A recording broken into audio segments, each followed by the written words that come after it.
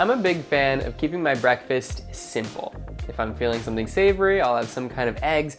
And if I'm feeling something sweet, I will do a smoothie. One of my biggest inspirations for smoothies is nutritionist Kelly LeVeque. I've been following Kelly on social and her podcast for a few years now, and I love her approach to simplifying nutrition.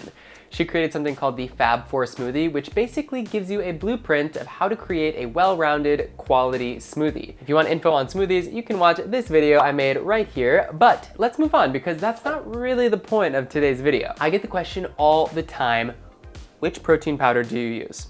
Now, I've tried a lot of protein powders, and I do have a couple of rules when it comes to choosing one. Number one, how many ingredients does it have? Does it have a bunch of garbage in it that I don't need or even know what the ingredients are?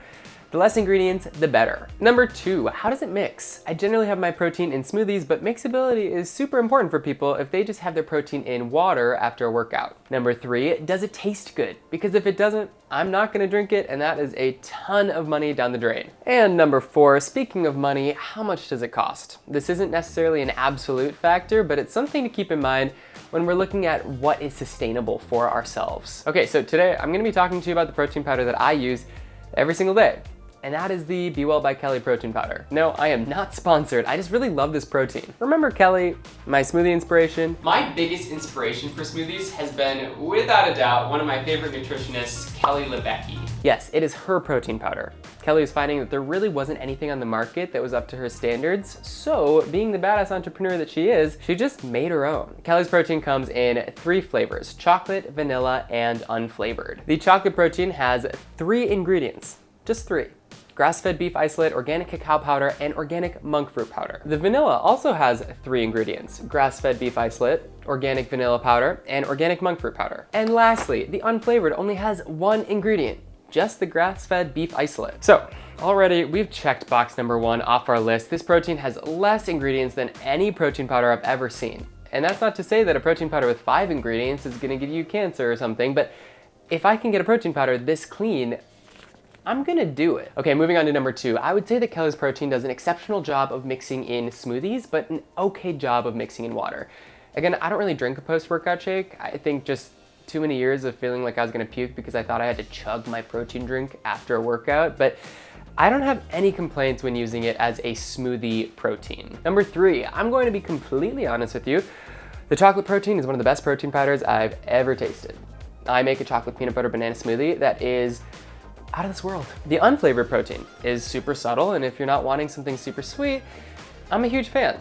If you're adding fruit to your smoothie, the unflavored protein blends really well with those flavors, and it's pretty easy to drink. This being said, you gotta be careful with the vanilla protein. It tastes good, don't get me wrong, but it is sweet. So if you're planning on adding anything else sweet to your smoothie, I would go with the unflavored instead. I think the vanilla works well with unsweetened almond butter and greens and that kind of thing, but I would say I'd probably lean more toward the chocolate and unflavored options. And lastly, moving on to number 4, this protein powder is expensive. I'm a firm believer in you get what you pay for, but you can't get around the fact that each bag is $59.99 and only serves 30 servings. For me, because it's something I'm putting into my body every single day, I think it's worth the cost. I know that sounds a little counterintuitive, but if I was only using it once a month, I guess I wouldn't really care if I was putting a bunch of processed stuff into my body. But because I use it every day, I want that product to be super clean. Does that make sense? Last thing I'll say about Kelly's protein, because I know this is confusing a lot of people. It was definitely confusing to me before I did some research, but most muscle building protein powders will be made of whey or derived from milk. Whey is pretty cheap and has the most research done to support that the protein encourages lean muscle growth. Kelly's protein is made of beef protein isolate. Now, there's been much less research done on beef protein isolate for whatever reason, maybe because it's more expensive to produce, but the research that has been done has shown that beef protein isolate is as good, if not better, for lean muscle growth as whey protein. It has a full amino acid profile, and it generally doesn't cause as many GI problems because it isn't derived from milk like whey is. I don't want to vilify whey or beef protein isolate, but I do want y'all to have all the facts as we know them today. There's always new research coming out, but I did find this article from the Journal of the International Society of Sports Nutrition from 2015 pretty interesting. In the study, they compared groups taking beef protein isolate and whey and a control group with strength training. Both the beef protein isolate and the whey groups resulted in significant gains in lean body mass over time, more so than the control group. The difference between these two supplements was only about 1%. Beef protein isolate providing a 5.7% increase and whey protein providing a 4.7% increase.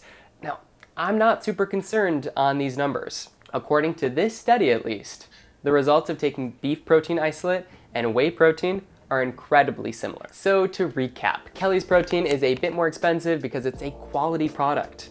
You do have to be specific with the vanilla protein, and I would suggest using this protein in a smoothie rather than in water, but I wholeheartedly recommend the Be Well by Kelly protein powder. I love that I'm confident about what I'm putting into my body every single day, and it tastes amazing. So what is your favorite protein powder? Let me know in the comments, and I will see you back next time.